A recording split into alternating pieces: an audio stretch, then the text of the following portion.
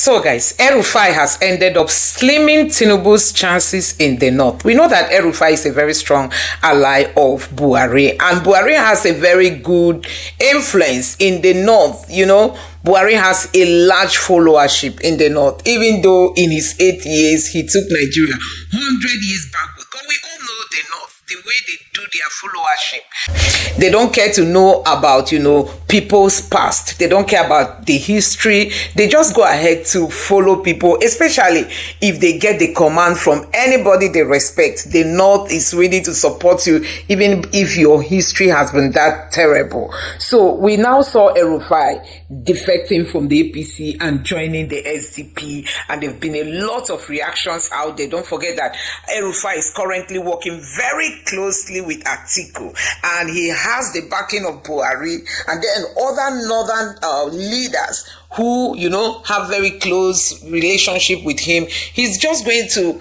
end up winning all those ones over, and by the time you know it, the Tinubu's camp is going to be getting emptier, because 2027 presidential election is going to be hot, and like that it appears campaigns have already started. There are moves. Recently we saw Sheyi going to the north, and they were singing continuity for Tinubu, even though the north know that the Tinubu's government has not favored, neither has it favored the north nor the south, but they were singing continuity. So that's what I'm saying. When it comes to the followership of the north, they don't care to know if you achieved anything or not. They don't care to know your past. They just want to support you because maybe one of their leaders. Breaking news: El-Rufai finally dumps the APC for another party. Former governor of Kaduna State has finally dumped the APC for the Social Democratic Party. Now, it is going to be shocking to most APC supporters, this move by El-Rufai, because El-Rufai was a founding member of the APC. He was in the inner caucus of the APC. El-Rufai is a prominent figure in the north. And El-Rufai, for the past few days, have been forming a coalition, and that coalition is to unseat Tinubu 2027. So the report we are having now is that El-Rufai has finally dumped the APC for the Social Democratic Party. Now, there's a coalition for 2027. We expect 7 governors to join this coalition, the SDP. We expect Atiku to also join that coalition. When I tell you that the north is not playing, they are not playing, especially the Fulani part of the north. When they decide to take a move, they will take a move irrespective of the odds. Look at Tinubu's restructuring. It does not actually favor the north. That is why you are seeing these moves left, right, and center. Recently, El-Rufai visited 4 prominent political leaders in this country.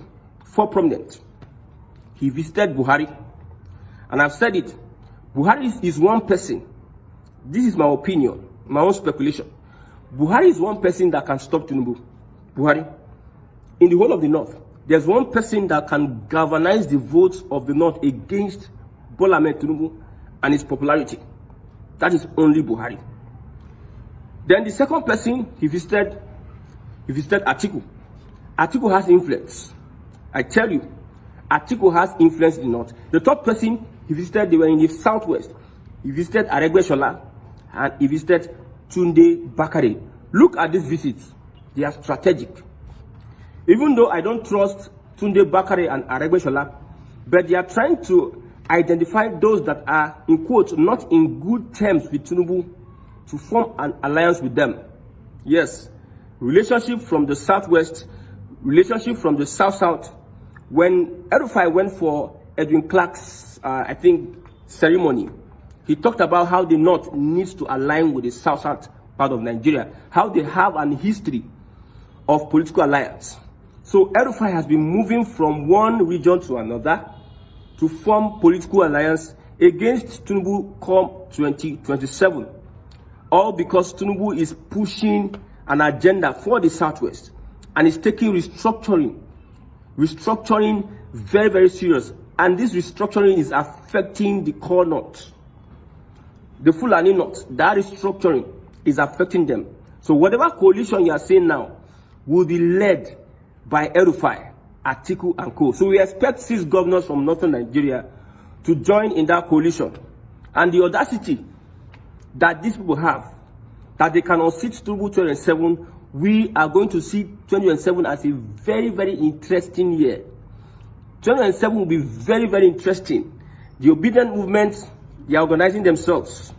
This coalition, because I don't think, my own speculation, I don't think that P2B will be part of this coalition come 2027. See, if you are shocked that El-Rufai has dumped the APC, my brother, you don't know a Fulani politician. You don't know what they can do. They don't just say things they will not want to do. They don't throw banters. They don't whine you. When they are going to do something, they are going to do something. So we expect Atiku to follow suit. That's the next person that we expect to follow suit. We expect Kwankwaso. But if I see Aragbeshola, if I see Kayode Fayemi, if I see somebody like Pastor Tunde Bakari in that coalition, man, I will be having reservations.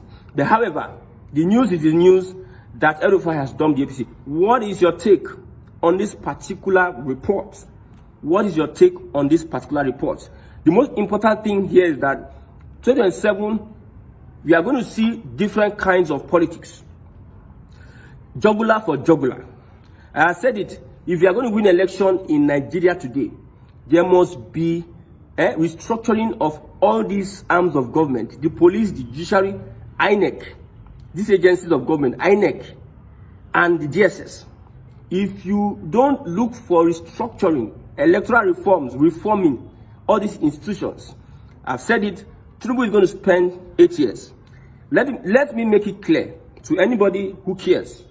Whatever coalition that El-Rufai and co they are bringing, they must have to sponsor a Southern candidate. Even if you are going to remove Tinubu 2007, Southern presidency must spend 8 years. Southern presidency must spend 8 years. When I talk about the Fulani taking over politics from the north, look at these elements that are moving from one place to another to form coalitions. Atiku is the Fulani. El-Rufai is the Fulani. Kwankwaso is the Fulani. Tell me, Buhari is the Fulani. Tell me one other person in the north that can pull the crowd, the weight that these guys are pulling. This is a Fulani thing. And stopping Tinubu 2027 is their agenda. However they are going to do it, they know that the southeast already have made up their mind that they don't want anything to have with the Fulani. They know, that's why you will not see an El-Rufai building bridges along the southeastern corridor. They want to go for south-south because they know they can manipulate those people. They are going for southwest because they know there are some elements that would not support a Tinubu. They have their own north and they believe through Arewa they can influence so many things. Somebody said the other time that 2027 elections, we are going to man our polling booths. We are going to make sure that APC is voted out. Now, this is what some people are saying prior to the 2027 elections. Tells you a lot about 2027. The one thing I know, I'm very sure, except you want Tinubu to divide Nigeria, or you want Nigeria to go back to its former state of regionalism, a Southerner must continue for presidency. If this coalition is going to present a Northerner, my brother, my sister, it's not going to be possible for this coalition to go far. In fact, let Obi even run and Obi divide their votes across other lines. If this coalition does not present a candidate from the southern part of Nigeria, my brother, this coalition goes nowhere. The South must complete their 8 years.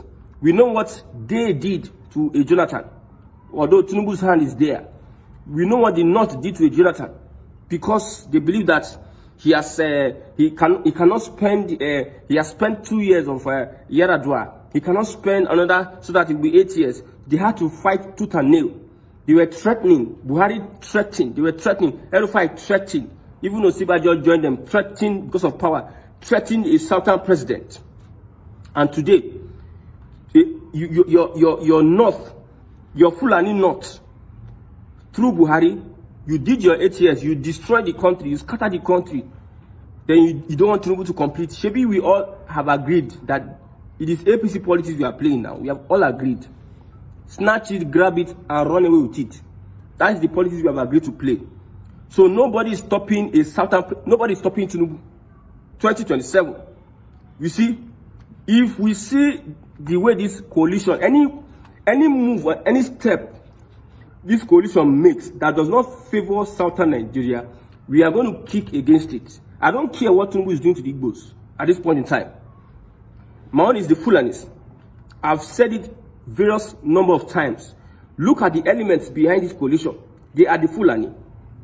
Just mention their name. Look at the elements behind this coalition. They are the Fulani. A Fulani man, a Mieti Allah elder, was given Nigeria's presidency and destroyed the country. They allowed him for 8 years. Nobody said this and this. But under a Tinubu administration, because they decided to give autonomy to the Middle Belt and bring some development into southern Kaduna and some other parts of the Middle Belt, give the chief of defense staff to a southern Kaduna person, allow the Middle Belt to breathe. Tinubu under his administration gave the Middle Belt air to breathe. These Fulani guys are running mad. Well, the Middle Belt have said that they are not going to be part of any coalition that has to do with the Fulani. Political Fulani. Yes, political Fulani. And I believe this move that El-Rufai has taken is going to tell a lot on his political future. I don't know what he knows. I don't know what is giving him that courage that he can form a coalition and they can stop him. But I don't know, because all of them are them. Look at them. Now them be founding father of the APC.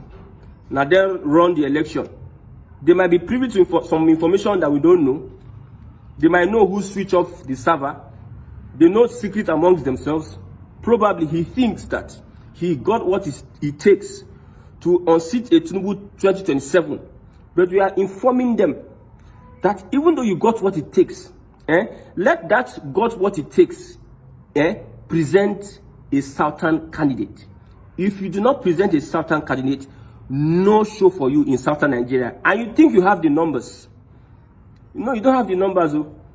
This is an age of technology. The census is underway. The other time, the National Population Commission presented almost 1 trillion naira to Tinubu for census. Tinubu told them, this money is too much. We are going to use our NYSC to count, to carry out this population census. So we know each local government, those years that Katsina State will bring in 2 million voters. Kaduna State, they say KKK State, Kanu, Katsina, Kaduna will bring in million upon million upon million of voters. Why states like Rivers, Lagos, and some other popular states will bring in 700, 800, 1 million. Those days are over. Electronically, we'll measure, we'll count the people in various local governments in the north, so that no Northern will come and tell us that we have the numbers. North we remember. North remembers nothing. At this point in time, North does not have the capacity to remember. So any coalition that does not represent a southern candidate, my brother, it is a no-go area. We must finish our 8 years.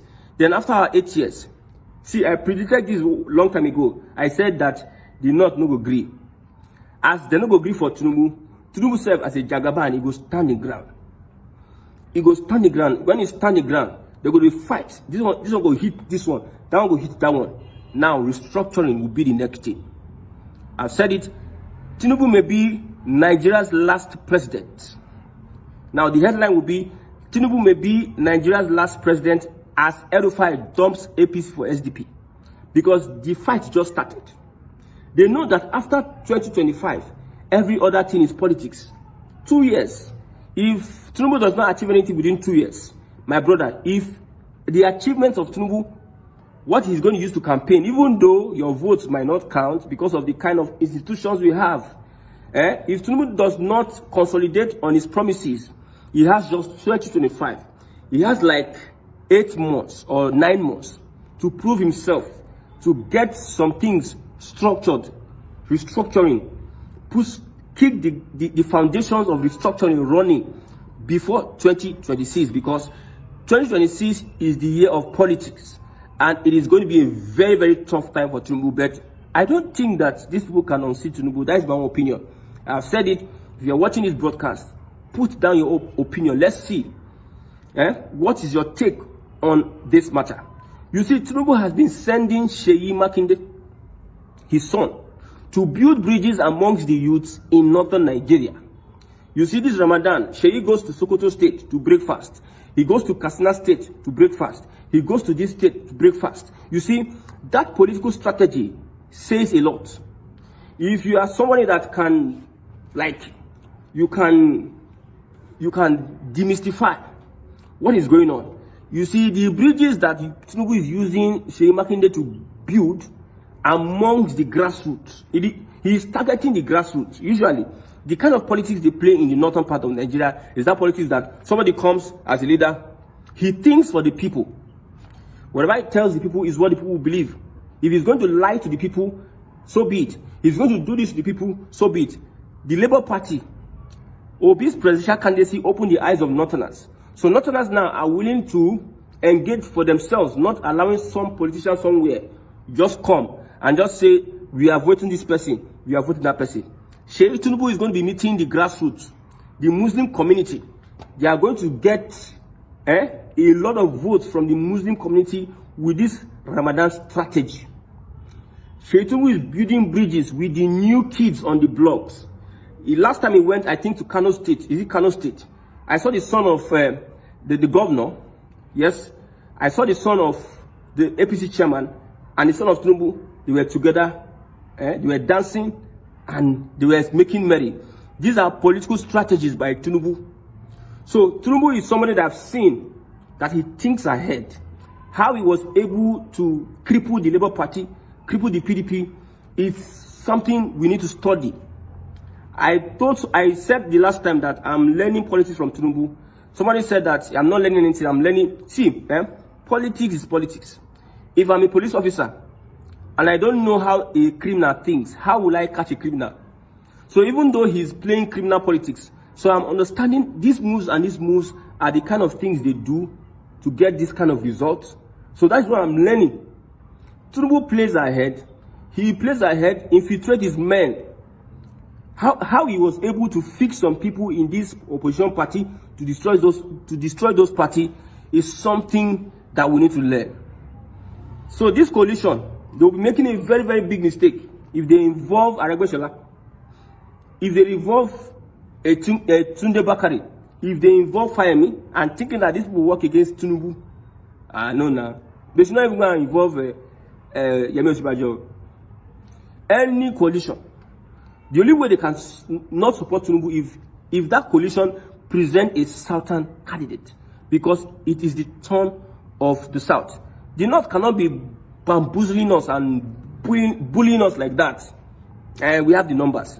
After the census, we will now know the true numbers of the north. So, however, with this decamping, I've said it, we are expecting more people to decamp to the SDP. The SDP is the new bloc. Last 2 years, it was the Labour Party.